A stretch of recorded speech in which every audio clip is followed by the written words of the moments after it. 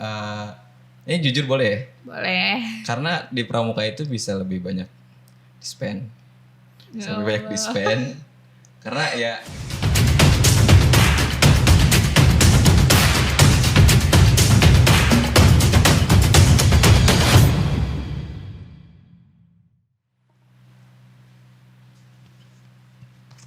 Assalamualaikum, hai Sobat Genta, balik lagi di Genta Podcast hari ini. Perkenalkan, aku Valia Andreana dari kelas 12 jurusan Pertelevisian. Nah, Sobat Genta, seperti biasa di setiap episodenya Genta Podcast selalu kedatangan tamu yang sangat istimewa nih. Kali ini kita kedatangan salah satu kakak alumni yang sangat berprestasi tentunya di bidang kepramukaan. Siapa lagi kalau bukan Kak Damba Topas Prestian. Halo Kak Damba. ya halo Valia. Kak Damba gimana nih kabarnya? Boleh dibuka nih? Oh, boleh. Ya gimana tadi? Kak Damba gimana kabarnya? Oke, alhamdulillah baik-baik saja. Alhamdulillah. Nah, Kak Damba tuh dulu di SMK Kosgoro dari jurusan apa sih? Saya dulu dari jurusan TP4 dulu tuh ya. Sekarang PTV ya? Iya, PSPT. PSPT. Iya. Ya dulu Angkatan di ke? TP4 terus berubah jadi PSPT. Oke. Nah, Kak Damba sekarang hari ini kita mau ngobrol-ngobrol santai, Oke. sharing tentang pramuka ya. Nah, Kak Damba itu ikut pramuka tuh dari SD apa gimana sih? Kalau disebut ikut pramuka ya? Kalau ikut pramuka itu kan emang dari SD. Jadi keduluan akselerasi. Jadi kan kalau misalkan di Indonesia itu pramuka itu baru boleh ya, tapi kayak aturannya umur. Oh, Aturannya umur. Jadi iya. baru boleh ikut pramuka tuh di kelas 3. Di kelas 3. Kelas Nah, 3 SD. sedangkan saya itu masuk di kelas 2. Jadi ada kelas sendiri waktu itu. Oh, Karena emang mungkin terlalu antusias gitu, terlalu aktif, terlalu jadi bersemangat. ditarik aja. Mungkin seperti itu dari kelas 2 SD. Berapa tahun sampai sekarang? Lumayan lama ya sampai sekarang. Ya segitulah kurang lebih. Nah, mungkin teman-teman di rumah tuh masih pada bingung nih. Iya. Pramuka itu kan ada banyak ya Betul. jenisnya gitu. Tingkatannya itu ada banyak gitu. Nah, bedanya pramuka siaga, penggalang, penegak sama satu lagi apa? Pandega. Itu Ya. apa sih, Kak? Jadi kalau di pramuka itu memang ada sebetulnya 5 golongan. Yang peserta didik itu cuma 4. Apa Jadi aja? ada siaga itu buat anak SD Ya. sekitar umur 8 sampai 10, 7 sampai 10 lah. Terus penggalang itu dari 11 sampai 15. Oke. Itu penggalang tuh SMP. Oh. Atau kelas 5 SD sampai kelas 3 SMP. Terus penegak itu umur 16 sampai 20. Itu setara SMA. Nah, terus selanjutnya itu ada pandega. Pandega itu dari 21 sampai 25. Nah, itu buat peserta didik. Nah, yang satu lagi ini itu pembina. Ya, pembina nggak usah dihitung golongan deh ya. Iya. Tapi pembina ini orang yang sudah menikah atau umurnya sudah di atas 25 tahun. Itu bisa disebut pembina. Oh, begitu. Nah, Kak Damba kita penasaran nih. Kenapa Iya. sih Kak Damba lebih milih pramuka gitu dibanding eskul atau organisasi yang lain gitu? Kenapa harus pramuka? Oke, kenapa harus pramuka? Karena ini jujur boleh ya? Boleh. Karena di pramuka itu bisa lebih banyak di-spend. Bisa lebih banyak di-spend. Karena ya enggak, di-spend itu kan kayak kita mengharumkan nama sekolah gitu kan. Enggak semata-mata di-spend buat main-main aja. Iya sih. Terus alasan lain yang paling kuat itu karena kan bisa dibilang saya laki-laki nih. Gimana caranya mental saya harus di apa namanya? Ditatar gitu, ditatar biar lebih mandiri. Iya. Karena kan sebagai laki-laki itu nggak bisa hidup sama orang tua terus Iya, gitu, benar. kayak Betul ketergantungan. Ya. Nggak mungkin juga dong kayak jadi lebih mandiri, lebih inisiatif kalau di pramuka tuh. Jadi kita lebih ditata serapi mungkin gitu Iya. kehidupannya. Jadi ada manajemen resikonya. Iya sih, pasti sih. Nah, jadi aku tuh ingat banget waktu pas waktu kelas 10 waktu sekolah offline. Nah, waktu itu kalau nggak salah setelah selesai upacara ada kayak semacam penyambutan Kak Damba setelah dapat apa sih dilantik menjadi pramuka Garuda ya? Iya, Kalau nggak salah. Nah, aku tuh penasaran. Jadi kan kemarin teman aku ada yang ikut Pramuka juga, Pramuka Garuda. Nah, seleksi dari Pramuka Garuda itu apa aja sih, Kak? Kalau dibilang seleksi Pramuka Garuda itu kayak gimana ya? Itu tuh kita bisa dibilang kalau manusia itu setengah dewa. Bisa dibilangnya karena materi-materi yang biasanya kita pelajari di SMP itu bakal diulang lagi. Kayak pengetahuannya, kayak teknik kepramukaannya, keterampilan, bahasa, IT juga itu semua ditatar lah, di tes semua, diuji lagi. Kayak kalian harus bisa nyelesain buat bikin pioneering menara pandang itu dalam waktu yang ditentukan. Kalau waktu saya dulu bikin jembatan sederhana, satu orang itu cuma dikasih waktu 15 menit. Ya ampun, itu susah tuh ya? Dibilang susah ya, karena kan harus seimbang gitu ya si jembatan, jadi nggak boleh miring, nggak boleh bengkok gitu, jadi harus lurus. Itu makan waktu seharusnya kalau misalkan orang normal itu 30 sampai 1 jam. Ini cuma 15 dan menit. Ini cuma dikasih 15 menit dan untungnya nggak dijajal, cuma nggak terlalu dijajal sampai ujung, karena kan kalau sampai ujung takutnya gimana. Itu emang agak kurang sih. Terus juga itu kan buat teknik ya, buat teknik kepramukaan. Terus ada juga keterampilannya kayak kita bikin hasta karya, 8 buah hasta karya, tapi dari 4 barang yang berbeda. Gimana misalkan tuh? Dari ini botol plastik. Botol plastik ini harus bisa jadi 2 barang. Ya ampun, terus? Gimana caranya jadi 2 barang? Nah terus misalkan apa lagi ya? Kayak kardus nih. Itu kan kardus. Itu gimana caranya harus bisa jadi 2 barang juga. Jadi dari 4 barang berbeda itu jadi 8. Gimana caranya? Itu buat keterampilan hasta karya. Terus ada juga bahasa. Dulu tuh waktu dites 2 bahasa. Satu apa? Bahasa Inggris, satu bahasa Arab. Itu harus kayak itu harus bisa introducing myself. Perkenalkan diri sama memperkenalkan wisata tempat rekreasi yang ada di Bogor. Dan itu menceritakan, kita kayak storytelling aja tapi pakai bahasa Arab dan bahasa Inggris. Bisa? Bahasa Arabnya enggak sih. Bukan enggak bisa, kayak bahasa Arab kan belum, takut salah-salah juga. Jadi waktu itu ngebecandain pengujinya aja. Ya ampun. Kayak, Kak, anak uhibuki filah. Tahu artinya? Tahu. Apa tuh?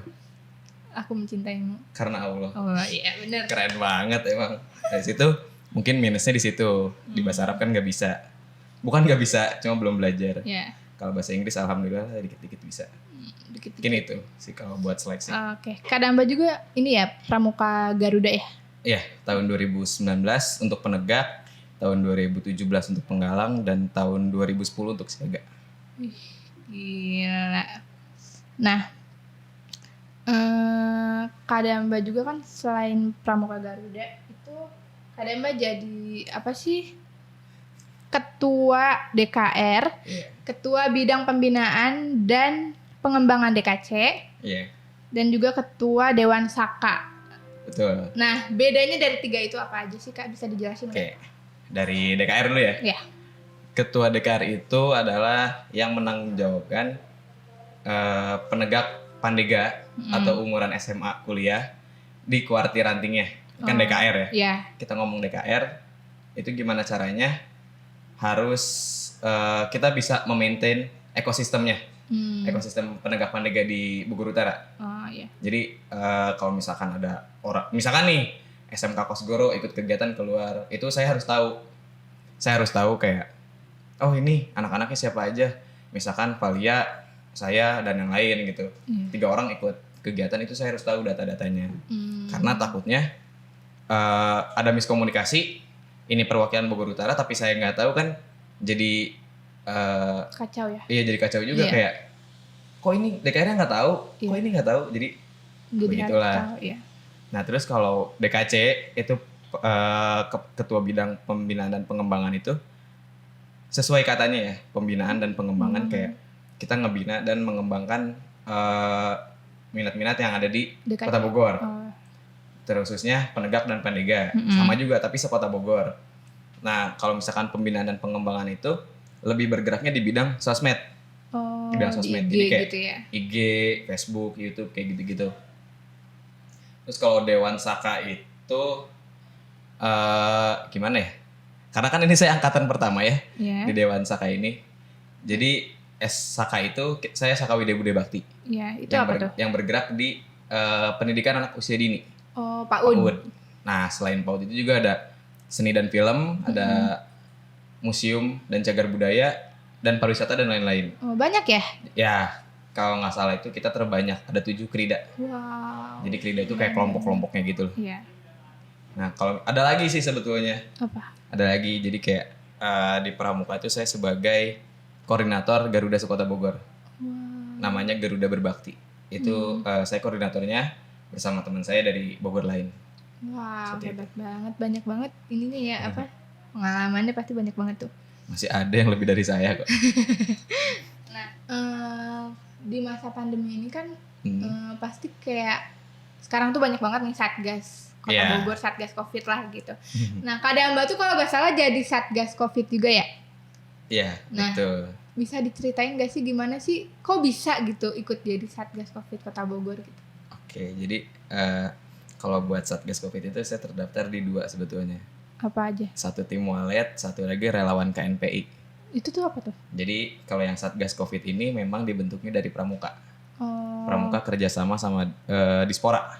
Dispora. Nah, ngebentuk 60 orang itu dibentuk jadi Satgas Covid tim walet. Namanya tim walet. Tugas tim walet itu lebih ke pengarahan vaksin, kayak ngedata per kecamatan gitu. Ngedata kayak ya paling lebih bergerak di sentra vaksin sih. Oh, di Nah, vaksinnya. itu tuh cuma 4 bulan. Karena bukan perjanjian sih, kayak masa baktinya cuma 4 bulan. Oh, cuma 4 bulan. Masa baktinya cuma 4 bulan. Setelah dari situ selang sebulan kemudian itu saya terdaftar di relawan KNPI. Apa tuh? Sama aja sih sebetulnya, cuma Bedanya? bedanya kalau ini lebih ke masyarakat terdampak. Oh, yang kena Covid Iya, gitu. misalkan ada di warga sini ada yang Covid nih. Nah, saya harus gimana caranya, harus ke situ, harus ngedata dia keluhannya apa, terus butuh obat apa, sudah berapa lama, itu kita harus data kayak gitu. Kayak gimana caranya kita tuh harus bisa tahu data-datanya dia. Soalnya banyak juga yang miskom. Harusnya kan ini kerjaan RT ya, harusnya itu kan RT mendata orang-orang yang Covid atau yang positif. Itu harus didata. Tapi banyak juga orang-orang yang nggak terdata. Banyak yang nggak, misalkan orang ini sakit Covid nih misalkan, tapi dia nggak didata sama RT-nya. Dia butuh apa, dia nggak bisa dapat dari bantuan, nggak bisa dapat bantuan karena kalau misalkan logistik untuk pasien Covid itu semua ada bantuannya. Cuma karena mungkin orang ini nggak terdata, jadi nggak tersampaikan gitu. Terus kalau misalnya ada yang nggak kedata gitu gimana tuh? Nah, itu gimana caranya? Kita harus survei ke rumahnya. Nggak ke rumahnya, kita ke satu RW misalkan. RW misalkan kan ada 7. Itu kita harus ke 7 RT-nya semua survei. Ya ampun. Dari RT 1, RT 2, RT 3 sampai 7. Ya ampun. Itu pasti aja ada yang ketinggalan. Kayak saya kan tugasnya di Bogor Tengah karena emang domisilinya Bogor Tengah. Itu ada satu kecamatan yang emang satu RW-nya nggak didata. Terus gimana? Kita harus ke sana, jadi kayak nggak ada yang ngedata, nggak ada yang didata gitu. Jadi kan kita juga bingung kayak, loh ini kata lurahnya ada gitu datanya, tapi pas kita terjun beda sama data gitu, kayak data yang dikasih sama ini sekian, tapi yang kita survei itu lebih dari segitu. Seperti itu. Kayak lebih terjun ke masyarakatnya sih kalau yang relawan KNPI. Nah, Kak Damba. Iya. Aku tuh ya kalau ngelihat Kak Damba tuh nggak tahu kenapa kayak orang itu semangat banget, kayaknya apa aja dikerjain, setiap hari pasti ada aja kegiatan pramukanya gitu. Nah, Kak Damba pernah gak sih kayak ngerasa capek, ngerasa down gitu, kayak ya udahlah gue nyerah aja gitu istilahnya gitu, pernah gak sih? Sebetulnya kalau misalkan kayak gitu juga sekarang lagi di tahap itu sih. Kenapa? Kayak nggak ada aja gitu yang bikin gitu kayak udahlah kesentuh gitu lah ya. gitu ya, kayak kesentuhnya dalam artian bukan kesentuh terharu ya, tapi kayak kesel gitu, sama kayak karena kan pernah dengar kan peribahasa kalau semakin tinggi pohon berdiri semakin kencang angin yang menerjang. Iya, benar. Kayak gitu aja. maksudnya bukan berarti saya tinggi gitu ya, bukan berarti saya tinggi, tapi kayak semakin saya aktif itu semakin banyak orang yang agak mencibir gitu. Oh iya. Agak mencibir. Kalau Pasti ada aja. dibilang capek sih memang sering banget capek. Cuma berusaha biar nggak ngeliatin ke orang gitu. Iya sih. Paling kayak diem aja di rumah kayak sendiri gitu. Paling kalau misalkan dalam 1 minggu nih itu ada kegiatan, itu pasti di hari akhir misalkan di hari Minggu itu nyempetin 2 jam 3 jam buat tidur, healing. Oh healing. Enggak, saya nggak butuh tidur, saya butuh healing. Self healing. Ya itu dia, cuma butuh dengerin musik aja selama 3 jam, udah situ semangat lagi. Kayak, pasti emang ada sih kayak yang bikin capek itu, cuma capeknya bukan dalam artian capek fisik ya, cuma kayak gimana ya, gitulah pokoknya mah. Anda sebagai anak muda juga pasti paham kan? Paham.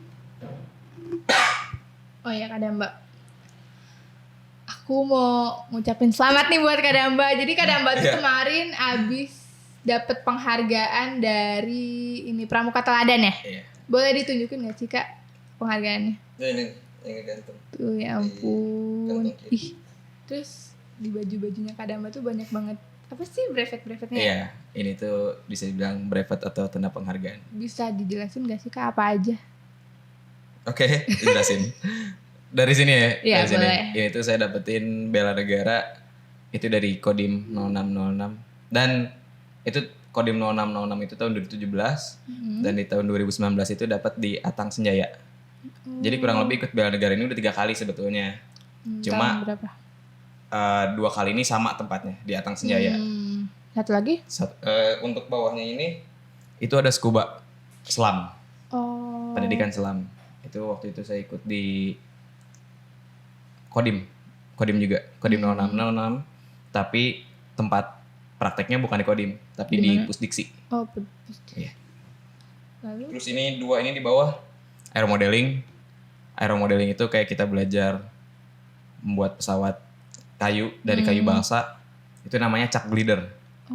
Chuck glider. Jadi itu tuh biasanya untuk kontes kayak gitu.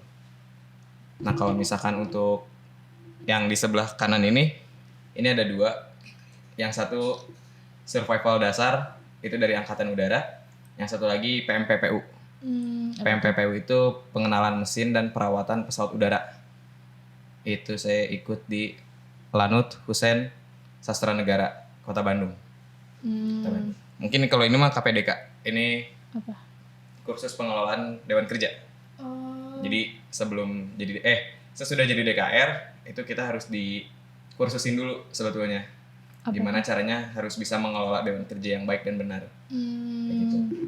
Nah kalau misalkan buat tadi kan bahas teladan ya. Untuk teladan itu sebetulnya saya gak nyangka juga bisa dapat karena saya ngerasa bukan belum pantas ya, tapi kayak belum siap gitu buat menyandang pramuka teladan. Apalagi teladan itu penghargaan dari tingkat nasional. Wow. Dari tingkat nasional. Dan di Kota Bogor itu untuk penegak itu cuma 3 orang. Siapa aja tuh? Yang dapat itu pertama tahun kemarin itu ada Sadam.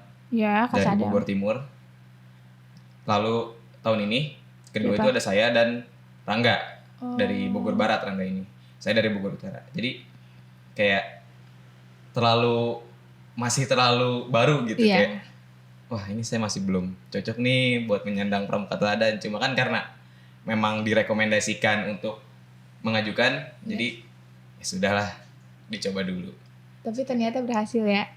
Berhasil setelah mengalami beberapa tekanan. Aduh. Memang sih tekanan itu selalu ada. Nah, Kak Damba ini kan sebagai pelatih pramuka. Pembantu pembina. Kalau pembantu pelatih itu untuk orang dewasa. Oh, pembantu pembina di SMK Kosgoro. Iya. Nah, ada ini gak sih kayak pesan-kesan buat adik-adik di SMK Kosgoro yang siapa tahu mau ikut pramuka juga gitu. Oke. Jadi buat teman-teman, saya sebutnya teman-teman ya. Iya, boleh. Karena nggak mau menyebut adik karena saya belum terlalu tua. Oke, teman-teman SMK Kosgoro, kalau teman-teman mau gabung pramuka di Kosgoro itu sangat have fun, bisa dibilang have fun. Karena kalau kalian pernah aktif di SMP atau di SD itu kita beda banget. Kalau di SMP mungkin ada yang panas-panasan, ada yang capek. Tapi beda kalau di SMK itu kita nggak seperti itu. Kita kebanyakan berdiskusi. Materi ya. Berdiskusi, materi juga nggak terlalu, tapi kita lebih ke berdiskusi dan problem solving, memecahkan masalah.